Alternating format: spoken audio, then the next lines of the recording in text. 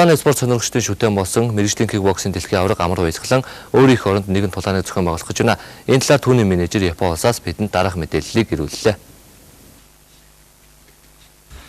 Монголчууд үедээ зөвхөн телевизээрээс харж байсан K1-ы тулаан Монгол зохиогдохор боллоо. Монголын кикбоксing K1-ы тамирчин дэлхийн авраг амар баясгалангийн санаа ажиллагаар түүний мэргэжлийн нэгэн хийх чансаа ахиулах тулаан 2008 оны 5 дугаар сарын 23-нд Монгол бүх өргөнд болох гэж байна. Энэ удаагийн түүний өрсөлдөгч нь Япон улсын авраг K1-ы тамирчин цагаан бар хожид Хакото юм.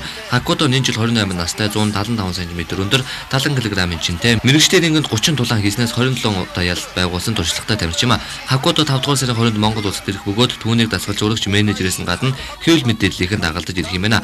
Мөн тэрээр манай Шинобу амар баясгалангийн зургийг хэвлэлийнхний өмнө урьж хаян би түүнийг нутаг дээр нам зохино гэж хэлжээ.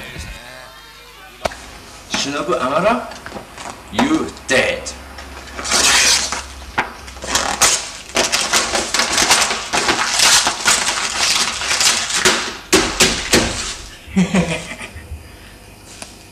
Сандат цаана монголчуудаа 2008 оны 5 сарын 23-нд өөрийнхөө ээж тоглолтоо K1-ы тоглолтыг би Монголд хийх болсон мэлээ. Тэнд их орондоо их гэж байгаа тоглолт тав хүнийг хэлцээрч хүчтэй гэж бодож байна.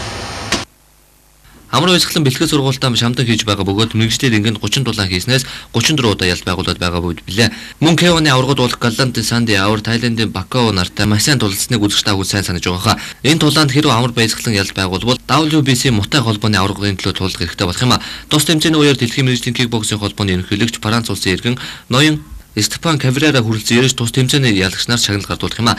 Мөн Монгол улсынхаа авраг цолны төлөө манай шилдэг кикбоксчид болох сонирхогчдын дэлхийн аврагын их баяр M1 Гран При тулааны авраг Буянбат, Бат Жаргал, Өнөрбат наадам зэрэг тамирчид өрсөлдөнө. Ташрамт дуртагад энэ тэмцээний мэдээллийн бэлтгэгчээр манай тань мэдгэнлээ ажиллаж байгаа бөгөөд энэ тулааныг үзэж таавхан манай тань мэдгэнлээр шууд дамжин үйл явж үзэх боломжтой.